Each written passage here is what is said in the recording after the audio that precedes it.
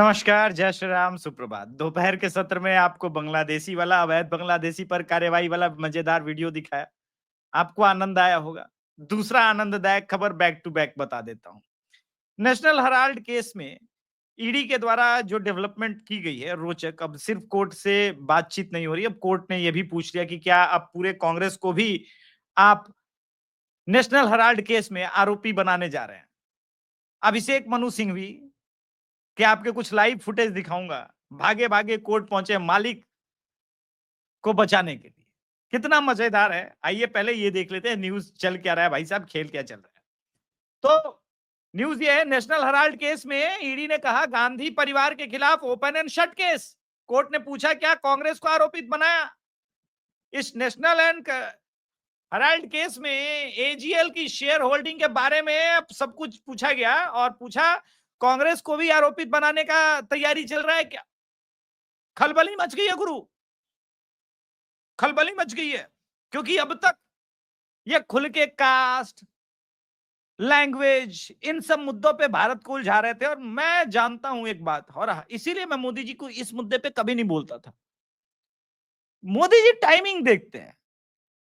जैसे विराट कोहली जब एक दिवसीय क्रिकेट खेलते थे, तो मैं विराट कोहली के बारे में बहुत अच्छी बातें नहीं करता, लेकिन एक बात जो है विराट कोहली की मुझे बहुत बहुत पसंद है।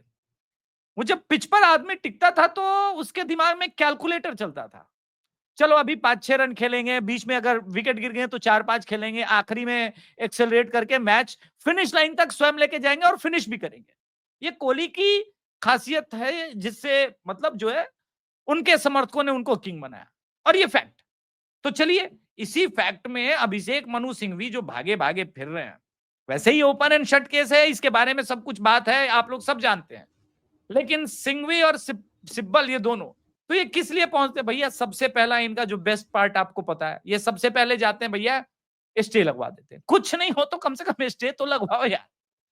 देखिए राहुल गांधी की राजनीति में बहुत सारी चीजें इन दिनों हुई हैं, और Rahul Gandhi below the belt जाते गए, खास विशेषकर तब जब से वो लीडर ऑफ अपोजिशन बने। आग लगाने का कोई भी मौका उन्होंने छोड़ा नहीं, और इनका पूरा entire Congress ecosystem, specially Jairam Ramesh, Supriya Shrinate और पवन खेड़ा, वो लाइन को कब का क्रॉस कर चुके हैं। लगातार फेक न्यूज फैला रहे हैं, हर मुद्दे पर फैला रहे हैं।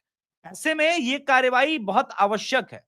इनका पूरा इकोसिस्टम अब नेशनल हेराल्ड केस में सोनिया गांधी और राहुल गांधी को प्रोटेक्ट करने में जाएगा। मैं तो कहता हूं मोदी जी लगे हाथों जो है वो डीएलएफ वाला भी खोल ही दीजिए।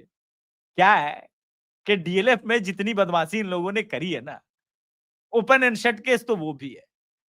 वैसे मालिक, प्रियंका गांधी का एक जगह पेंटिंग भी बिका था अचानक, मतलब करोड़ों की पेंटिंग बनाती थी। वो वाला केस भी खोल ही दीजिए कि करोड़ों की पेंटिंग तुमने खरीदी क्यों थी। ये सब पता चलना चाहिए लोगों को। एक एक और फाइनेंस मिनिस्टर थे, उनके बालकनी में भाई साहब 40 करोड़ के गोभी उग गए थे। यार उस गोभी का मुझे भी एक बार गोभी मंचूरियन खाना है। कितने का पड़ेगा पर प्लेट? अच्छा वो गोभी इतना महंगा क्यों था? और इसकी भी जांच होनी चाहिए। क्या है इसके पहले कि ये देश में अराजकता फैलाएं। अच्छा ये अराजकता आप लोगों के मन में आ रहा होगा क्यों फैल रहा है। अरे भाई साहब, दुनिया बदल रही है, ग्लोबल इकोसिस्टम बदल रहा है, हर जगह सत्ता परिवर्तन हो रहा है। हद तो यह है कि चीन में भी चांसेस बन गए कि सत्ता परिवर्तन हो। जो शी जिनपिंग अजय अमर लगने लगा था, बोला जब तक जिएंगे तब तक बने रहेंगे, वो पलट रहा है। लेकिन भारत में मोदी नहीं आ रहा है। क्यों?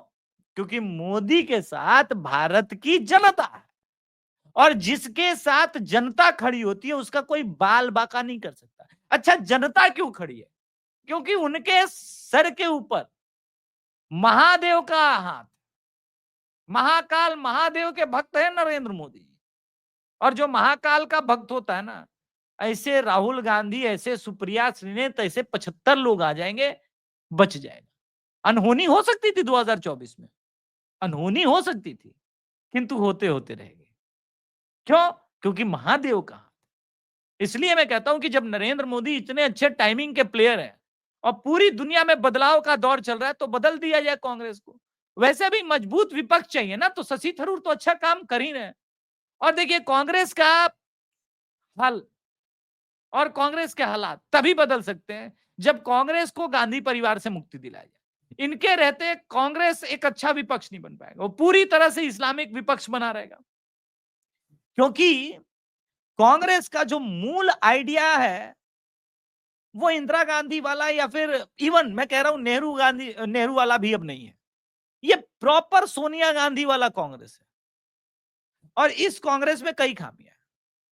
देखिए कुछ भी कहिए, इंदिरा गांधी या फिर राजीव गांधी या फिर संजय गांधी, उनमें 10 करोड़ बुराइयां हो सकती, मगर एक बात थी, वो इस मिट्टी में जन्मे थे और इस मिट्टी की उनको वैल्यू पता थी। वो भारत के लिए विभाजनकारी नीति नहीं अपनाए थे, किसी ने भी नहीं अपनाया। तुष्टीकरण जब के किया, मुस्लिम तुष्टीकरण खुल के किया, नेहरू ने किया, इंदिरा गांधी ने किया। सेंट्रल यूनिवर्सिटी हो गई थी अलीगढ़, उसको वापस माइनॉरिटी इंस्टीट्यूशन बनाने वाले यही लोग हैं।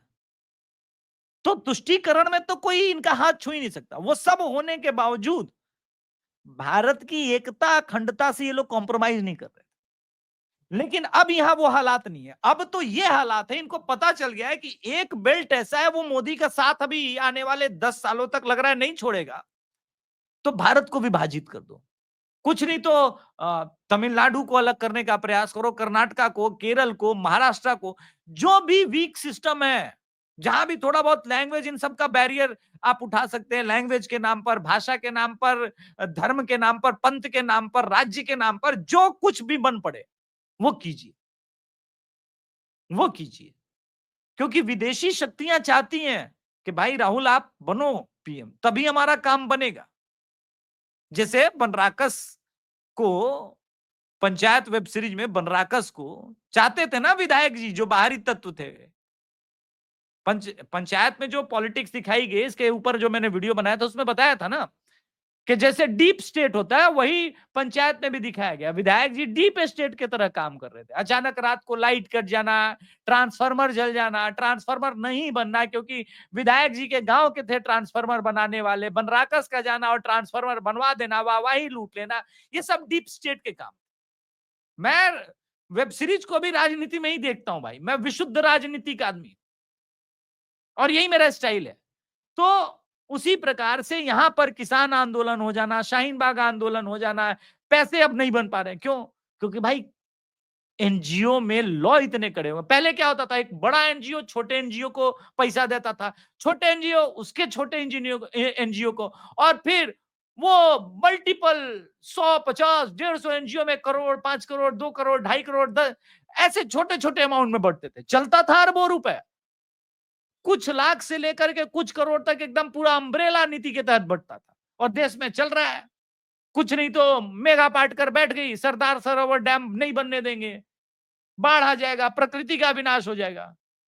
आमिर खान भी बैठे रहे, लेकिन मोदी अड़ा रहा, बोला हम बनाएंगे, और गुजरात के गांव गांव तक पीने का पानी पहुंचा दिया। हार गई डीप स्टेट। उसे पता है कि मोदी भी अपने आप में बहुत रिजिड आदमी है, वो नहीं हार मानेगा।